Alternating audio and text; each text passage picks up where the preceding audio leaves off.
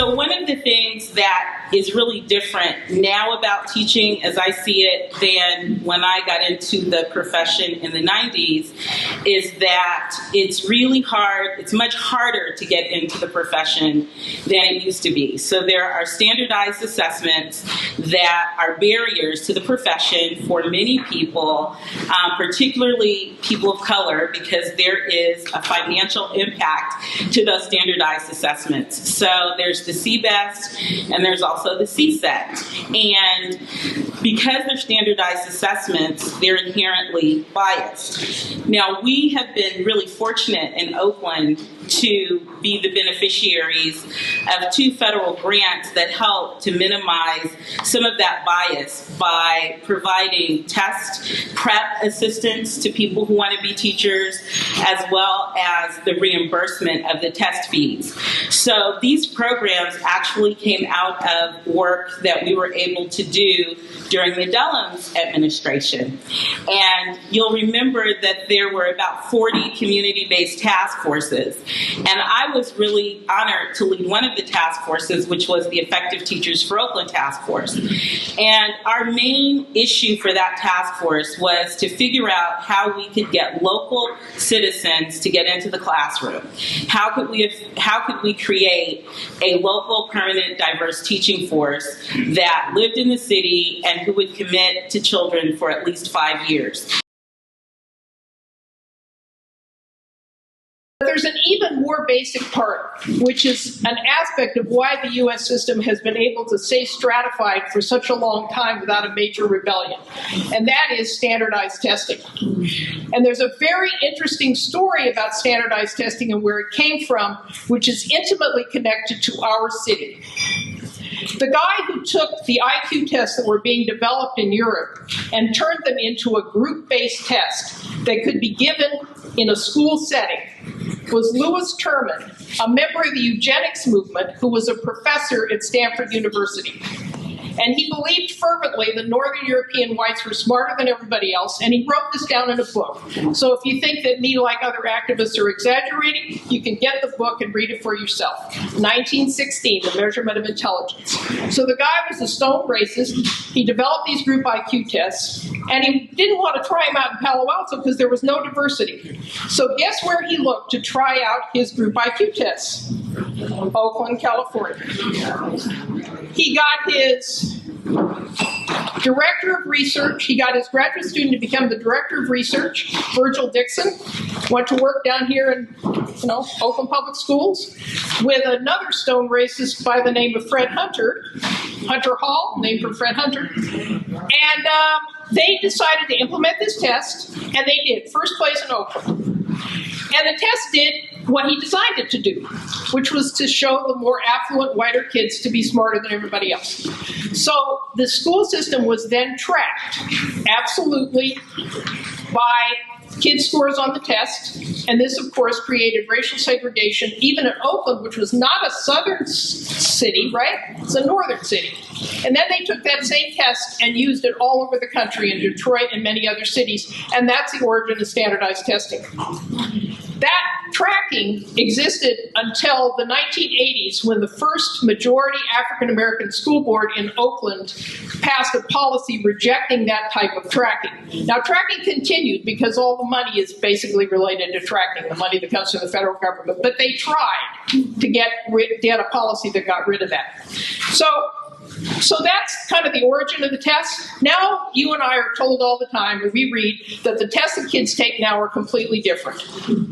That's not true. And they said the same thing about those early tests that they said about this test. Terman said this is going to be good for the kids, because the kids who were in the low track classes, that's where they should be. They'll be in a better place. They'll be learning what they are able to learn. Okay, well, now they got a whole different argument.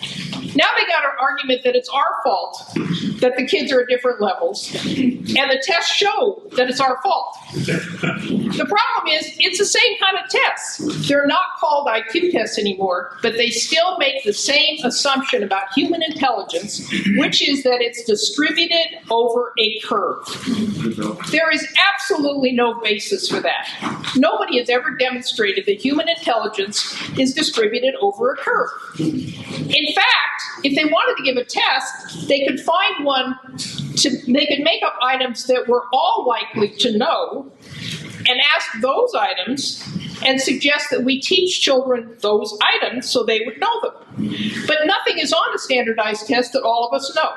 The definition of an item on a standardized test is one that differentiates between people. So if they brought in a test maker here and they asked us all a question and we all knew the answer, that would not appear on the test, I guarantee you. So the tests, by their nature, are still the same. And if the US were not so racist, somebody a long time ago would have said, getting the same racially disparate results over a period of 100 years is a big problem, and we're either going to change the society or we're going to change the tests, but that cannot be okay. So that is the essential racist nature. I want to give one more example of what the tests do. They've also been used to track teachers. Kimberly Mayfield talked a little bit about that. But these tests, the first teacher tests, were used in the South in the segregated schools as they were integrating, and they convinced the white school district to use teacher tests to keep the black teachers who had been in the black schools out of the white integrating schools. 38,000 African-American teachers lost their jobs in the South as a result of the National Teachers Exam, which was the beginning test given by the Educational Testing Service. So it's worth it to look into the history of all these bogus tests and where they came from and what they mean. The other item, but the tests are given for a reason, which is beyond the personal racism of the test makers, and that has become increasingly to make a profit. It used to be that the rulers of the US were satisfied with having a system that essentially kept stability. But as the people, the big corporations, looked at this giant pot of billions of dollars of money in the educational system that was mostly paying teacher salaries, they said, wow, this big of a pot of money, we should be able to get some profit out of that. And there's no profit out of paying teachers a salary, okay? That becomes your money if you're getting the salary. So the Business Roundtable and a lot of corporate people started figuring out ways to pull the money out of the public education budget and turn it into profit-making commodities. So to commodify the education budget. Commodifying means I got a test, I'm a company, I'm going to encourage the legislature and do a lot of lobbying, give them a lot of campaign expenditures so they'll make your school district give my test, which I'm going to make millions of dollars out of because I'm a profit-making company. Now, I'm a teacher. I can give tests. I know what the kids learn. I'm good at giving tests. But I don't get to give these tests. We have to give the ones that differentiate between people and cost millions of dollars. So this is one of the ways. So the kind of profit-making aspect and the racist aspect of the U.S. system fit together. On the positive side, there is a huge national movement that has emerged against these policies. I felt that, back in that high school experience too, I ended up having my first Latino male teacher. And that really made me feel like, hey, there's someone up there that I can look up to, someone I can speak to, and someone who really motivated me. I didn't really have that since I had my third grade teacher, which was the last bilingual teacher I had, who I felt I could speak to on a daily basis, or someone that really cared about me. One of the things that I noticed that really drove home was during my first year teaching was one of my students who said, it's finally great to have my first, and this is her words, she said, my first Mexican teacher. I guess she had gone through all K-5 without a Latino teacher, or what her experiences was, but I ended up that first year with 36 kids the very first day. I got hired the day before school started. And that year was filled with so many ups and downs. I cried myself to sleep one time, but I never felt felt like I never wanted to go to work. I never felt that way. Even though I was tired, even though I stayed up the night before, whatever, I still always wanted to go to work because it felt like it was just my calling. I need to be there. So we want a group of teachers who are committed to provide stability, much like teachers like my mom and her generation who taught for 30 years, 25 years at the same school. So again, minimizing the impact of the racial wealth gap so that we repay the cost for the tests. The CBEST and the CSET cost a lot of money to take, $100 or $200 each time, and we find that some people need to take it more than once. So if we can provide test fee assistance and then also the test prep so that people are successful sooner than later, then we feel like that's going to help to create a pool of people who can walk in and be candidates for the teaching jobs. There's about 22,000 teachers that are projected to be needed in the next couple of years. I know SFUSD needed 500 teachers to start the school year. Oakland needed a couple of hundred of teachers. 75 now, but before. So 75. So there is a shortage, and it's a lot like the standardized tests that Kitty referenced. When we focus on the issue, then we find a solution. So if the test scores need to go up, people get laser focused on teaching to the test. And now that we know that there's a shortage, I hope that we'll continue the focus on developing a pool of people so that they can go into the teaching force.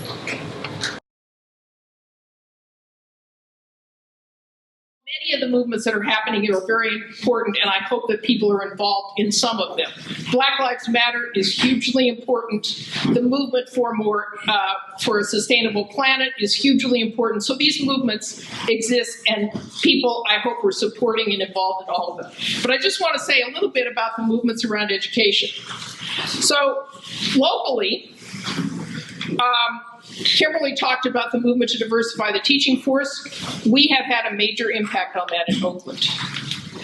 The people who led the campaign to get the school district taken over, one of them was a candidate for mayor, and he thought that he was going to win because he had gotten all this money and publicity by taking over the school district. And guess what? He lost. And part of the reason he lost is because a lot of the people who had organized against the school district being taken over were very angry. So we did not get Don Parada for mayor.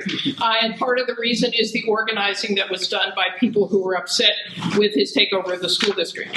Other movements include the opt-out movement, which is organized to help young people and their parents refuse to take the standardized tests. In New York last year, 20% of New York students refused to take the test.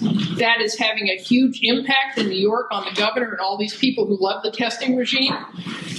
Pearson is being pushed out of a lot of places, including other countries where they're trying to put their billions of dollars worth of tests. And one of the most interesting movements happening internationally is the movement against what this very good Finnish educator called GERM, the Global Education Reform Movement. This is the U.S. effort to foist all these tests and practices on other countries. But there is an international opposition, and two of the leading countries are Finland and Cuba, which both have systems that totally challenge the U.S. model and are much more effective in their results on standardized tests. So they actually, on the international test, they do better than the rest of Latin America and the rest of Europe and the U.S. So it's kind of convincing that these bad U.S. policies don't work. I made a list, which I'm going to pass out. You can put in your little red folder of some of these movements. I also wrote a book a couple years ago about the history of the Oakland schools, and it has stuff in it like the things I was talking about Lewis Terman. Thank you very much. However, I think almost everybody in this room, what language did we all learn? So technically, we're all English language learners. But these students, they already feel like they're starting at a deficit. So, and in my experience with like the CELT scores or CELT testers, a lot of times in my observation, they don't seem competent, and they just seem like they were ready to mark a kid off whenever he's wrong. So there's a lot of money tied to however many English learners you have in your classroom as well. So, or how much funding a school gets. So I think there's inherently part designed in the system to, how would I say this? To keep certain, kids from not exiting out, because you have, the exit requirements are now that you need to be reading at grade level in order to be considered for reclassification. But if you are reading at grade level, that means that still 50% of the other kids are not reading at grade level. So it doesn't matter whether if you have come with a really high reading comprehension, but maybe your listening skills were very low. Or I had to, just last year I had a kid who was gay, was for gifted and talented education, and she scored 5s on all of her CELT domains except for one, which I think was listening. And I say, well, but judging by this same criteria, she should have passed. And so I had to call downtime and actually advocate for her to get passed so that she wouldn't have to be stuck next year in middle school with 2 math classes, 2 English classes, and a structured or a different experience where she's not going to be able to get elected that she would actually want.